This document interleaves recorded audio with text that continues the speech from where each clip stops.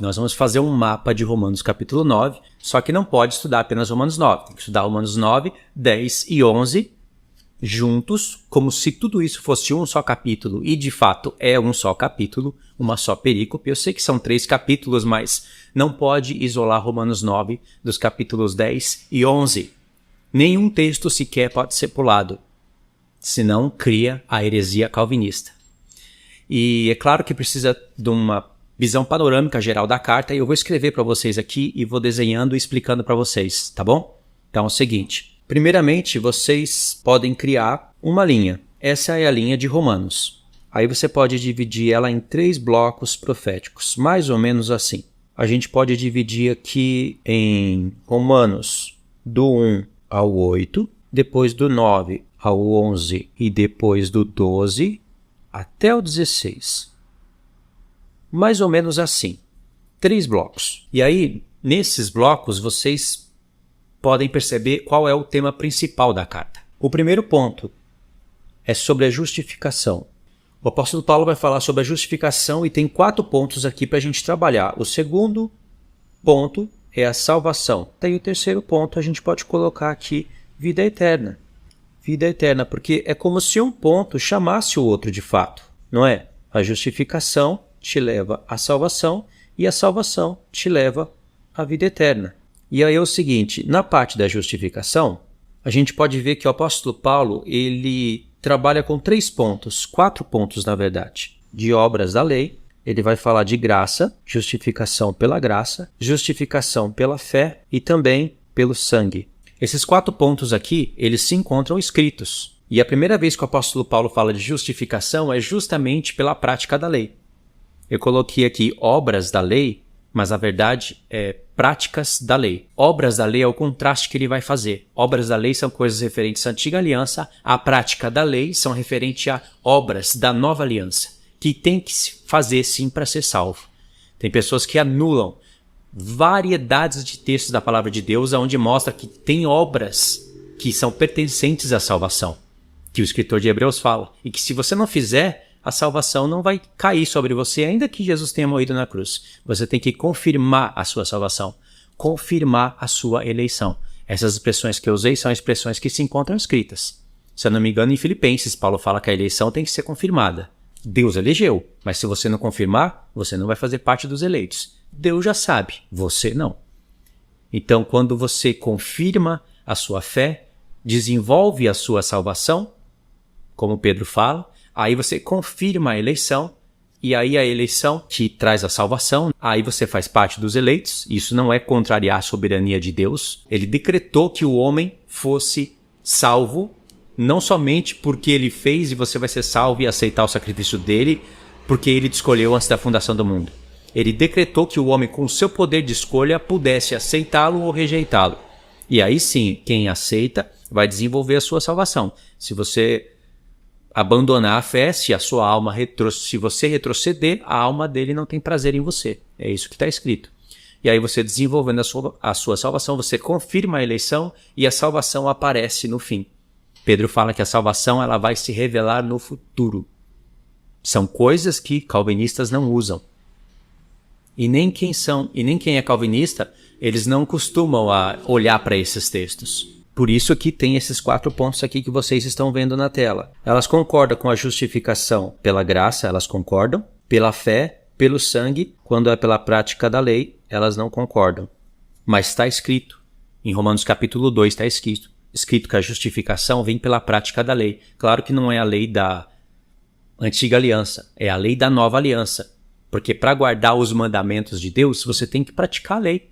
Mandamentos são lei. E essa é a obra do Espírito Santo, que ele vai escrever na nossa mente.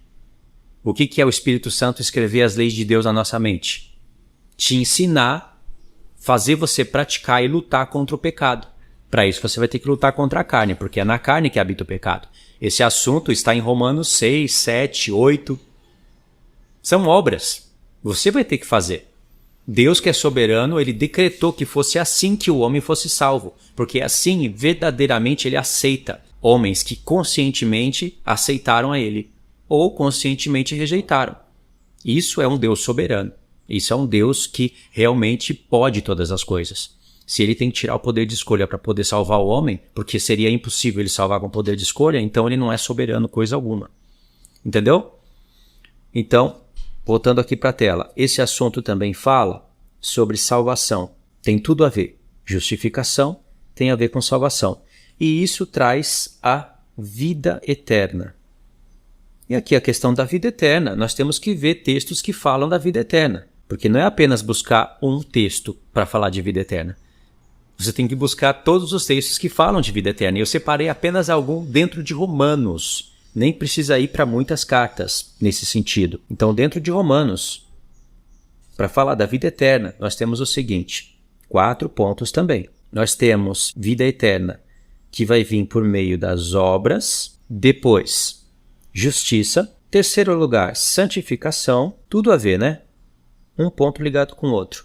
Em quarto lugar, graça, textos, onde você vai ler sobre vida eterna, vai estar relacionado com isso que eu estou falando. Agora eu vou pontuar aqui e explicar para vocês a relação dessas coisas, porque elas têm relação. Alguém poderia falar, vida eterna é só pela graça de Deus.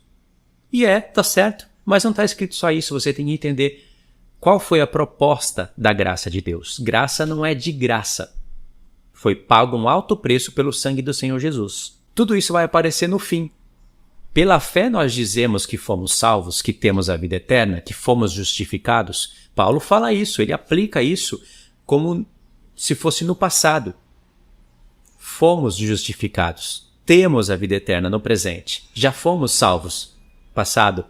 Mas o próprio apóstolo Paulo e Pedro aplicam todos esses termos também no futuro. E não é contradição, porque pela fé você aplica agora no presente. E pode até colocar como se já tivesse a perspectiva de Deus e de um eleito de Deus. Mas ainda não se concluiu. Isso pode se perder. Salvação pode perder, a vida eterna pode ser retirada de você e você não confirmando a sua eleição, você não vai fazer parte dos eleitos, dos escolhidos, ainda que Deus tenha te chamado. E a questão não é graça evanescente. Não é que Deus te chamou para fazer um teatro, um palhaço soberano que faz um teatro com pessoas. Não. Deus está falando algo sério. E aí, a vida eterna, que vocês estão vendo aqui, ela vai ser feita pelas obras. Obras de quem? Primeira obra é de Cristo. Se o Pai não envia o Filho e ele não faz o sacrifício, não teria vida eterna. Primeiramente pela obra dele. Mas agora ele quer ver a relação da obra dele que ninguém poderia fazer com as suas obras. Por isso que vem justiça. Sim, a justiça do Filho. Mas e aí? Você não tem que praticar obras de justiça para ser salvo? Tem. Quando Paulo fala que nós não somos salvos pelas obras, olha o contexto. Porque esses insubordinados calvinistas não olham. E até pessoas que não são calvinistas costumam não olhar. Elas dizem que não são calvinistas, mas agem como calvinista. Você tem que praticar obras de justiça sim para ser salvo. Senão, você pode adulterar. Você pode roubar, você pode matar. Não foi colocado um chip dentro da sua cabeça, como se você fosse uma espécie de robô humano, que você foi pré-programado para obedecer. Automaticamente você obedece. Não, você tem esse livre-arbítrio. E é assim que Deus quer salvar os homens. Esse é o desafio. É o mais difícil para Deus. Mas porque Ele é soberano, Ele fez isso. Santificação. Você não tem que estar santo para ser salvo? Será que alguém que não vive em santidade será salvo? Vai ser salvo? Não. Lembra, você não é um robô humano ou um humano robô que Deus te salvou antes da fundação do mundo, porque você teve sorte, e aí você foi pré-programado para se santificar fazendo obras de justiça. Todos esses 3 pontos que nós falamos até agora têm a ver com Cristo. Primeiro ele se santifica, faz a obra, ele vive em santificação por nós. Ele mesmo fala que se santificou por nós. E isso é graça de Deus, para que nós imitemos as suas obras. Então, depois disso vem graça, porque isso é graça de Deus. Ou seja, a graça de Deus, você tem que viver na graça de Deus. Ok, você concorda. Mas a graça de Deus, ela tem que ter a santificação, a justiça e as suas obras aí sim você vai estar vivendo em graça. É muito mais poderoso você viver essa vida aqui que Deus propôs. Porque isso daqui são propósitos de um Deus soberano. Ele já sabe tudo. Quem vai viver assim até o fim. E por isso já foi eleito antes da fundação do mundo, porque é na base da sua presciência, e não só presciência. Ele já sabe quem vai viver assim por um momento e vai abandonar. E ele já sabe quem não vai ouvir, nem vai entrar para o Evangelho. São basicamente 3 categorias de pessoas, e o Senhor já sabe tudo. Ele nos deu a saber que ele já sabe. Ele colocou na palavra de Deus características de eleitos, para que você saiba que você é um eleito. Ou pelo menos você está vivendo como um eleito. A partir do momento que você abandonar o caminho da fé, da retidão, e parar de confirmar a sua eleição, ele não pode fazer nada. Ele não vai te forçar. Ele já sabe quem são aqueles que não vão perder a salvação. Aqueles que não vão perder a salvação, no tempo que Deus já previu antes da fundação do mundo, esses não vão perder. Mas não vão perder não porque não tiveram a oportunidade de perder. Tiveram, mas não perderão. Ao passo que outros que estavam nessa mesma oportunidade perderão. Deus chamou, mas não foi eleito. Entendeu? Essa é a soberania de um Deus justo, de um Deus de amor. E aí, irmãos, todas essas coisas aqui que nós vimos aqui em cima, elas têm a ver com o seguinte: obras da lei e graça. É um contraste. Pode colocar aqui também povo judeu e o povo gentil. É um contraste. Tudo isso daqui é para criar um contraste. É o que está dentro do bloco do 1 ao 8. Paulo quer explicar justificação, salvação, vida eterna, que Deus, pelo seu propósito, o que ele já havia escolhido, na verdade, antes da fundação do mundo, era também salvar as nações, não por intermédio da antiga aliança. Os gentios não precisariam passar todas as obras da lei e viver no modelo da antiga aliança para ser salvo. É esse o combate, o bom combate que Paulo está travando. Satanás estava usando muitos judeus, muitos filósofos gentios que estavam metidos no judaísmo, isso nós podemos ver dentro de Atos, principalmente, para que a salvação não chegasse até os gentios. Primeiro, você pode ver claramente que Satanás está usando os judeus para a palavra não ir para os judeus. Ele está criando essa barreira, mas ele não consegue impedir isso.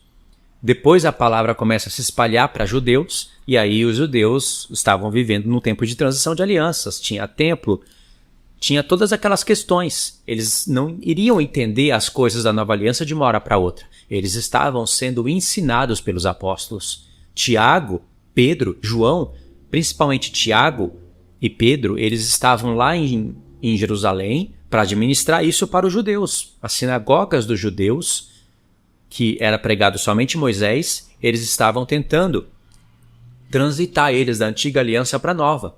Mas judeus não poderiam parar de fazer as suas questões.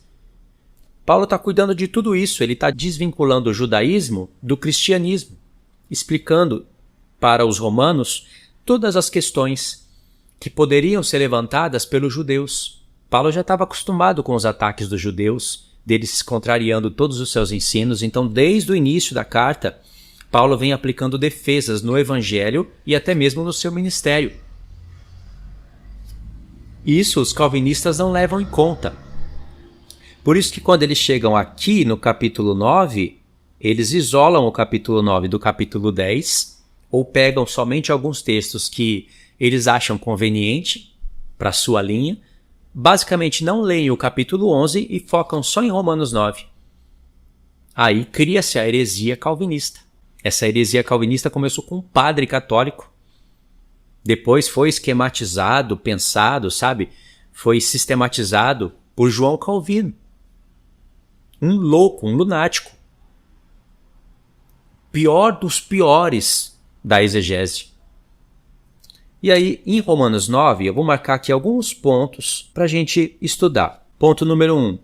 Paulo vai explicar a história de Israel. Ele tem que contextualizar tudo. Tem que falar isso para os romanos. É um bloco diferente. Romanos do 9 ao 11 é um bloco diferente. são assuntos diferentes, pelo menos um pouco diferente do que ele está tratando em Romanos do 1 ao 8. Você tem a sensação que Romanos 9, ele começa a falar de Israel, ele começa a pegar os patriarcas para usar como tipologias. O próprio Deus criou tipologias para falar de salvação de nações. E os judeus iriam ficar enciumados. Paulo entendeu isso. Por isso que questões em Romanos 9, que fala de endurecimento de coração, justificação, eleição, essas palavras voltam a aparecer em Romanos 11, porque ali ele está fechando, concluindo todos os assuntos. E Romanos 9, do 9 ao 11, sim, tem a ver com o bloco anterior. Tem tudo a ver. Só que agora ele vai contextualizar bem melhor a história pra gente. Do 9 ao 11, tá? A história de Israel. Segundo ponto. Ele vai falar sobre a eleição de Israel. Só que ele vai falar somente a eleição de Israel? Não. Vai falar da eleição de Israel, porque Israel primeiramente foi o povo eleito, não foi?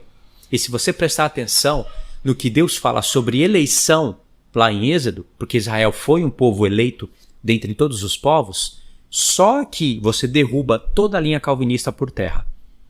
Não dá para explicar agora, não é o tema do vídeo, mas a palavra eleição, ela não se originou nas cartas de Paulo. Ela se originou no livro da lei. Paulo que trata com mais propriedade, porque aí ele já tem acesso a todos os documentos, os livros bíblicos, os relatos do Espírito Santo pelos profetas. Então ele vai falar da eleição de Israel e aqui também igreja. E vai contar pra gente como foi esse propósito. Como foi que Deus decretou que judeus e gentios seriam salvos e eleitos por Deus? E já fala da presciência de Deus. Paulo em nenhum momento está tratando de assuntos calvinistas na sua carta. Muitos reformadores pensam que Paulo é um calvinista, é um reformador, e ele está apresentando ali para os romanos, para os judeus, a reforma, e aí Paulo está se propondo a provar que Deus soberano, ele mata quem ele quer, salva quem ele quer, não depende de você querer, Deus endurece quem ele quer e não pode reclamar. Se alguém falar que isso é injusto, não pode discutir com barro. Eles acham que Paulo está se propondo a explicar isso, essa maluquice. Um Deus doentio que manda você calar a boca quando você detecta um ato de injustiça. Eles acham que é isso, porque eles isolam Romanos 9. Por isso que esses reformadores doentes vivem em livros para tentar interpretar o que Paulo falou. Mas Paulo não está tratando disso. Paulo está tratando de questões que judeus levantariam sobre os seus ensinos. Os judeus não achavam justo que a salvação fosse também para os gentios. Eles se achavam os eleitos. Ok, eu estou explicando aqui bem superficialmente mesmo, sem ler os textos. Agora nós vamos para o terceiro ponto. Paulo vai falar do plano da unificação de judeus e gentios. Deixa eu escrever aqui para vocês. Qual é esse plano? Justamente esse texto aqui, ele vai aparecer em Romanos 9 a partir do verso 22, que é exatamente o ponto onde qualquer calvinista que está expondo Romanos 9, eles param de ler. Porque lá em Romanos 9, a partir do verso 22, Paulo ele vai mostrar qual é o objetivo dele desde Romanos 9, capítulo, verso 1. Na verdade, sabendo que os blocos estão relacionados. Paulo mesmo, se pudesse ler as suas cartas, ele iria ver que em Romanos 9 ele começou um assunto mais evoluído. Ele evoluiu o assunto para a escatologia. Claro que tem a ver com o que ele escreveu desde o início da carta. E lá em Romanos 9, a partir do verso 22, já tem textos que Paulo mostra qual é o propósito dele. De falar de Abraão, Isaac, Jacó, Ismael, Edom, eleição, da dureza de coração de Faraó, etc, etc. Mas os calvinistas não leem isso. Eu não vou ler isso para vocês aqui, é claro, eu estou construindo um raciocínio panorâmico de uma visão geral. E esse seria o terceiro ponto aqui dentro desse raciocínio. O quarto ponto, Paulo vai falar da salvação de todo o Israel. Isso se encontra lá em Romanos 11. E aí você tem que entender, na mente de Paulo, o que significa todo o Israel. Ele fala que tem que entrar a plenitude dos gentios. E essa questão de plenitude dos gentios é um termo que surgiu lá no livro da lei também. Tem a ver com a bênção de Jacó sobre Efraim, se tornando plenitude das nações.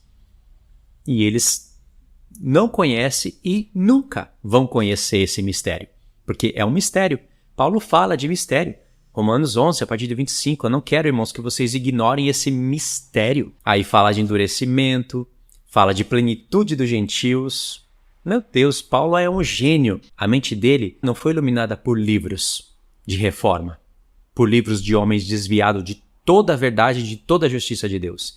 A mente dele foi iluminada pelos profetas. Pode ver que ele faz citações de Gênesis, de Êxodo, de Deuteronômio, de vários profetas. Em Romanos 9, ele faz o que nunca fez em nenhuma carta sua. Ele fez de maneira semelhante em outros pontos, mas dessa maneira não. Em Romanos 9, a partir do verso 22, Paulo cita o nome do profeta e faz citações enormes dos textos, para que a gente se ligasse no que ele está falando. A salvação de todo Israel tem a ver, sim, com a unificação de judeus e gentios. E aí, o quarto ponto, Paulo está falando da unificação de Israel e da igreja. Sim, porque Israel e a igreja, eles vão se unir em um só povo. Jesus já fez isso na cruz, mas literalmente isso não aconteceu. Assim como a salvação vai aparecer no fim, ela vai ser revelada no fim, porque ela vai aparecer na nossa vida através da transformação dos corpos, assim como a eleição, aqueles que realmente foram eleitos, que confirmaram a sua eleição, vai aparecer ali quem foi eleito e quem não foi. Deus já sabe, nós não sabemos. Nós sabemos que Deus tem um povo eleito. E sabemos quais são as características desse povo. Sabemos que esse povo foi eleito porque Deus previu as obras desses homens. Não foi porque Deus decretou quem seria e quem não seria, porque ele amou e odiou antes da fundação do mundo. Isso seria obra de demônio, não de Deus. Depois que Paulo conclui o assunto em Romanos 11, que ele fala que o endurecimento veio para Israel até que entre a plenitude dos gentios, então todo Israel será salvo. Aí Paulo faz aquela adoração ao Senhor, porque ele entende todo o esquema, todo o plano, tudo que eu queria falar aqui nesse vídeo, não posso, eu sei que muitos de vocês já sabem, o plano das duas casas, o plano do porquê Deus endureceu o coração dos judeus, endureceu o coração de Faraó, dos egípcios e depois do seu próprio povo, e o endurecimento de coração que Deus coloca no povo, ele usa a própria soberba do homem. Por isso que Deus, pelo menos me deu a saber na prática como isso acontece e o porquê que isso acontece, os propósitos disso. Até Faraó teve oportunidade de se arrepender. E muitos egípcios que tiveram seus corações endurecidos tiveram a oportunidade de se arrepender. Ao passo que outros, tendo essa oportunidade, se arrependeram, entraram para fazer parte do povo de Israel e poderiam ser chamados como eleitos. Sabia? Não sabia não, né? Porque não leu o livro da lei, né? Mas muitos egípcios poderiam ser chamados de israelitas. Eles poderiam ser considerados... Poderia não. É lei, deveria ser considerado como eleitos, como parte do povo. Não eram originais do povo de Israel, não se originaram, mas era para ser considerado. Se alguém apontasse o dedo falando você não é israelita, seria pecado. Porque a lei de Deus disse, vai ser considerado como natural. Uma lei haja para todos. E aí dos capítulos 12 ao 16, Paulo ele vai concluir todo o assunto para a gente. Que dos capítulos 12 ao 16, ele vai falar coisas que, claro, elas têm que estar relacionadas com todos os blocos. Tanto com o que está aqui, como com o que está aqui. Por isso que assuntos como circuncisão voltam a aparecer. Em Romanos 15, você vê, ele não concluiu tudo. O que faltava concluir, ele vai começar a concluir aqui. Então ele vai dar aqui instruções para a igreja. Primeiro ponto, que instruções? Todo tipo de instrução para a igreja. Ele já não vai ficar em assuntos escatológicos, o mais grosso passou e agora ele vai... O que o Espírito Santo iluminou a ele para escrever no final da carta são as coisas que iriam fechar todas as brechas. Instruções para a igreja, ele vai concluir os assuntos sobre os blocos 1 e 2. Aí Paulo vai começar a concluir todos os assuntos do primeiro bloco e do segundo bloco. Ou seja, do que vocês estão vendo aí na tela, do 1 ao 8 e do 9 ao 11. Terceiro ponto, Paulo ele vai finalizar de uma vez por todas todos os seus assuntos. Qual é o assunto principal? O assunto principal é falar de justificação. não por obras da lei. Aí o apóstolo Paulo, claro, ele vai ensinar o que é lei, o que é justificação, ele vai ensinar tudo isso. E aí ele quer trazer a unificação, judeus e gentios unidos em uma aliança eterna. Esse daqui, irmãos, é mais ou menos uma visão panorâmica de Romanos. Quando chega em Romanos 9, o apóstolo Paulo ele tem um propósito de falar que Deus ele não mudou o foco.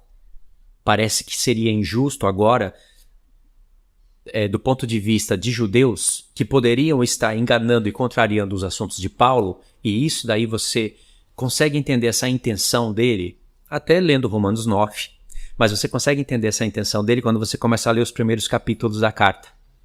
Seria injusto do ponto de vista dos judeus que não estavam entendendo e que poderiam contrariar Paulo, como de costume estavam fazendo, e Paulo fala em Romanos 3, que Deus agora direcione a salvação para um povo gentil, para um povo que não nasceu judeu, porque do ponto de vista deles, eles são os eleitos, os favoritos de Deus, e não é possível que Deus salve outras pessoas sem eles obedecerem à lei de Moisés. Esse é o tema de Paulo. Não é o que essas mulas calvinistas falam. Que Paulo ali se preparou, mudou a direção de todo o tema para provar agora que Deus é o Deus soberano e que odiou pessoas antes da fundação do mundo, por isso que muitos judeus não estavam sendo salvos, e que amou pessoas antes da fundação do mundo e por isso só alguns estavam sendo salvos. Se esse fosse o assunto de Paulo, ele teria que começar a falar isso logo nos primeiros capítulos da carta. E nos primeiros capítulos da carta, o apóstolo Paulo está falando coisas em relação à salvação que foi para os gentios também.